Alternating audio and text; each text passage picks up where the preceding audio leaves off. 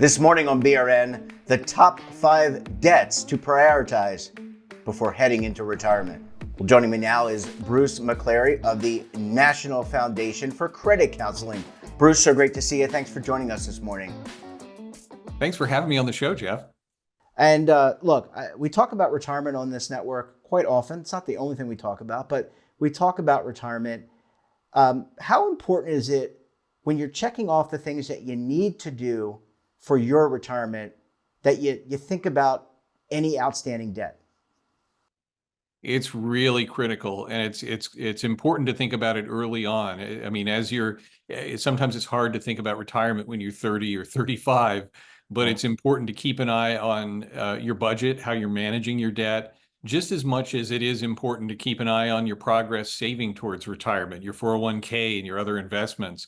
But sometimes people tend to shift their focus a little bit more exclusively on that when they're in the retirement mindset, and they forget about how debt factors into the equation as they get closer and closer to retirement. So there's all kinds of different debt that you can accumulate over a lifetime: mortgages, auto loans, credit card debt, student loans as well. So, you have to look at the big picture, and at that point, then you can think about, well, what does the approach to retirement look like, and how do I strategize to make the most of the situation, to make the most of the retirement income that I've worked so hard to save.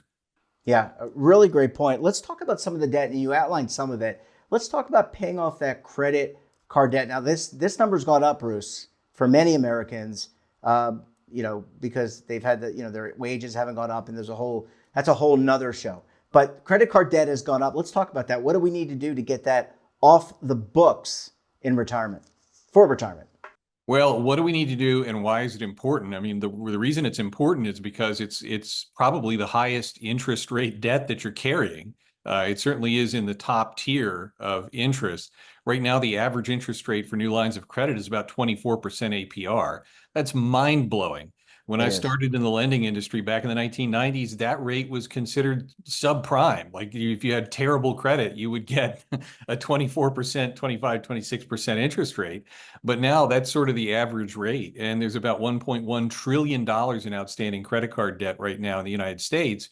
And if the average rate is applied to that total of debt, it's almost $200 billion in interest that Americans are paying on that debt. So you can see wheels are spinning. People aren't making a lot of progress paying down their debt. A lot of people are at the point where they're just making minimum payments, so it can fit their budget and they don't fall behind. But that's not making any progress. So you have to do better than make minimum payments. You have to look at that debt and think about how you can clear it out of the way affordably within your budget, and how you can get out of paying the maximum interest over time on that debt. And there are a number of different strategies you can use to do that. If you have a good or excellent credit, you can consider balance transfers, taking advantage of introductory 0% interest rate offers that allow you to power pay that account and obliterate that balance before interest starts attacking it again. You can also look into consolidation. You can look into consolidation loans if you have equity in your home. You can certainly bring that interest rate down from 24% if that's where you are. Mortgages right now are above 6%, which isn't great, but it's better than your 24%. So if you're comfortable putting your home on the line and you're in a good financial situation, and you can make sustainable on-time payments to clear that debt, that might be an option. And so those are options that you can use if you have good to excellent credit, where you can get better interest rates or better deals on balance transfers or loan consolidations to pay it down. What you want to avoid doing is making matters worse. And some people say, well, why don't you borrow against your 401k, or why don't you take money out of your retirement and take money out of your 401k to just go ahead and pay off that debt and be done with it? Well, in those cases, I always tell people you're borrowing against your future. And if you're far along, if you're 40 or 50 and you start doing that kind of thing, you don't have a lot of time before retirement to make up for lost ground and recoup the money that you took out. And so you have to be very careful about the decisions you're making to clear that debt. But the main thing is prioritizing the high interest rate credit card debt, to pay that off first, to clear that out of the way as much as you can before retirement. Yeah, really good point. And by the way, those loans in 401k, usually they're prime plus one. We know where the federal funds rate is today. So, you know, you're robbing Peter to pay Paul, basically, as you said. Exactly. That's an analogy I always wanted to get into the program. In the limited time we have left, we've got about 3 or 4 minutes, Bruce. Let's talk about personal or unsecured loans. Why is this debt important to get off the books? We talked about credit card. Let's talk about this. Why is it important? Well, first of all, these personal or unsecured loans are also typically higher interest rate loans, depending on where you get the loan. A lot of these are associated with subprime lenders, and those subprime lenders charge rates similar to what I mentioned for the credit cards, the 24%, 25%, even 36%.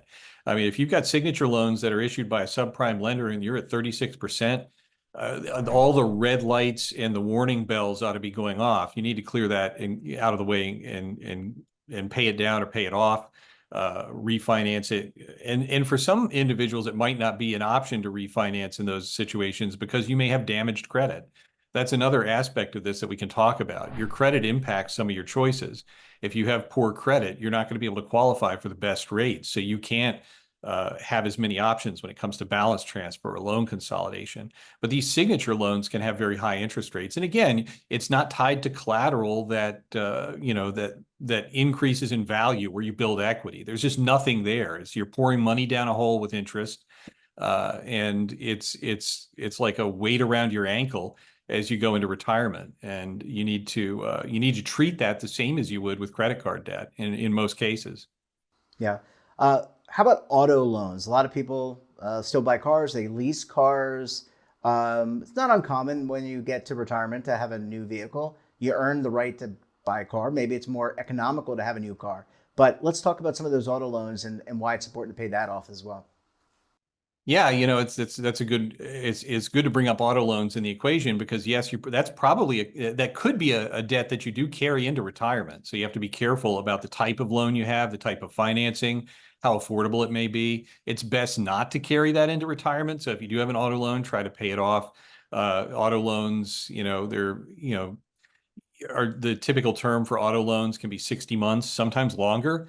And we all know with vehicles, especially with a new vehicle, you may be running into maintenance issues as you get towards the end of that repayment track. And those costs actually are added to what you're paying monthly for the car payment. So not only are you making the car payments, but you could be stuck with some significant repair costs as the transmission needs more attention or the other issues with the drivetrain that might be outside of warranty. So you have to think about the timing of that. Is your car going to be outside of warranty? Are you going to be on the hook for all the repairs and the repair costs? If so, do you want that and the car payment at the same time?